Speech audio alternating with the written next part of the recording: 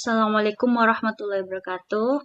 Saya Gita Regina Safitri dengan NIM 22122480.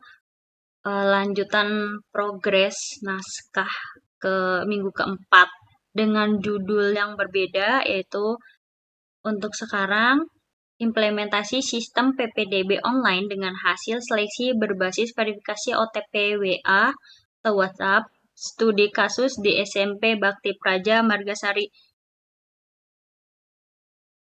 Untuk bab 3 metode penelitian. Objek penelitian ini dilakukan di SMP Bakti Praja yang beralamatkan di Kecamatan Margasari, Kabupaten Tegal. Objek dari penelitian adalah sistem PPDB online dengan hasil seleksi berbasis verifikasi OTP WA yang dikembangkan peneliti untuk menggantikan proses pendaftaran manual dan membantu sekolah dalam proses seleksi dan verifikasi data pendaftar. Untuk alur penelitian sendiri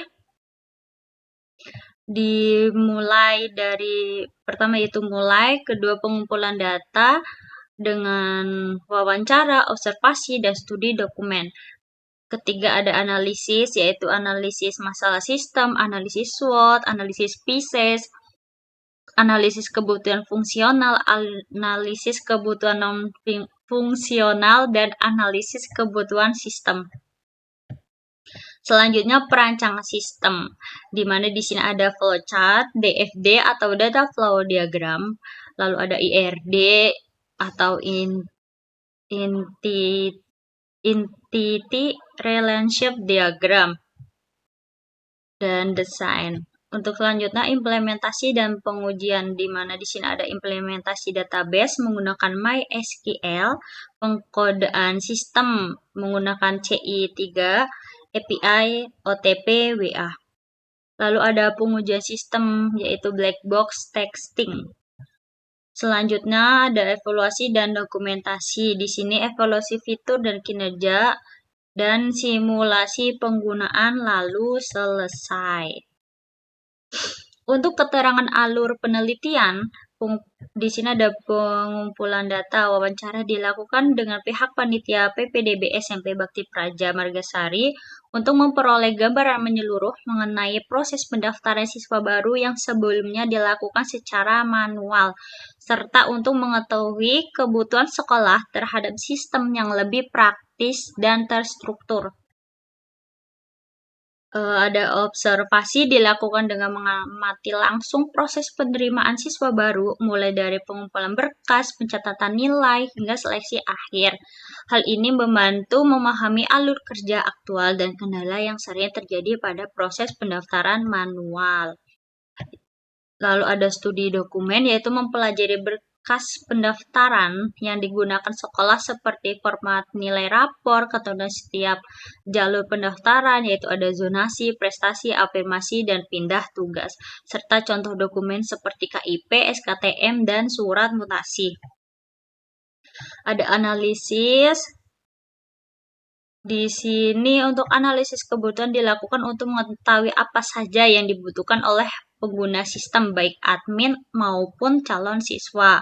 Kebutuhan ini mencakup kebutuhan fungsional seperti input data, verifikasi OTP melalui WA, upload dokumen, seleksi otomatis berdasarkan jalur, serta login khusus untuk siswa yang diterima. Sedangkan kebutuhan non-fungsional mencakup kemudahan akses, keamanan data, dan tampilan antarmuka yang sederhana.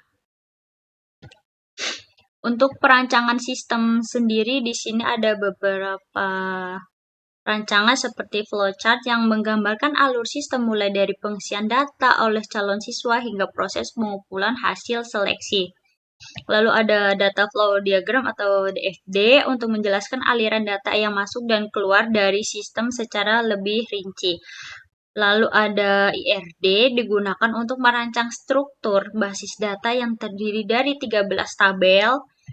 Lalu ada desain antarmuka, yaitu rancangan tampilan form pendaftaran multi-step yang dibagi menjadi beberapa tahap, yaitu data diri, sekolah, orang tua, nilai rapor, dan konfirmasi, serta validasi dan catatan di setiap bagian untuk memudahkan pengguna.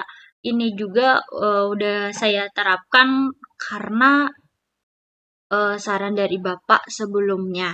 Dan kenapa saya pindah atau ganti?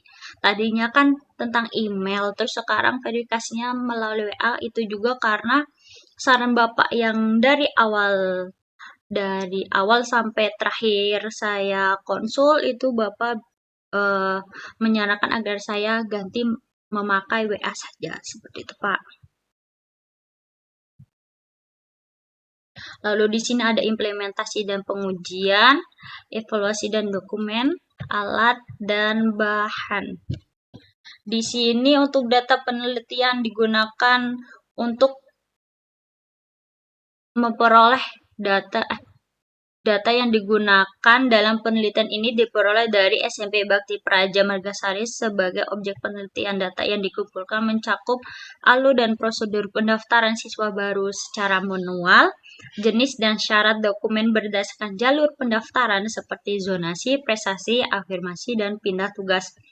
Format nilai rapor dari kelas 4 semester 1 sampai kelas 6 semester 1. Dokumen pendukung seperti kartu, KIP, SKTM, dan surat mutasi orang tua. Titik koordinat rumah calon siswa untuk pengukuran jarak jalur zonasi. Kalau ini itu eh, lebih kayak kan peta. Nanti itu kayak kita klik di mana alamat kita, misal di Kecamatan Pangkah atau di Kecamatan Magasarinya, nanti kita klik, nanti akan terisi sendiri jaraknya berapa kilometer, itu khusus untuk siswa yang mendaftar melalui jalur zonasi. Seperti itu. Lalu ada analisis SWOT, ini juga sudah saya ganti ya, Pisces juga. Lalu analisis kebutuhan fungsional, analisis kebutuhan non-fungsional, analisis kelemahan sistem lama, perancangan sistem, flowchart, data flow. Di sini saya baru mengerjakan IRD-nya, Pak. Untuk yang lainnya itu belum. Seperti ini. Untuk desain antar buka, untuk DFD atau flowchart juga belum, Pak.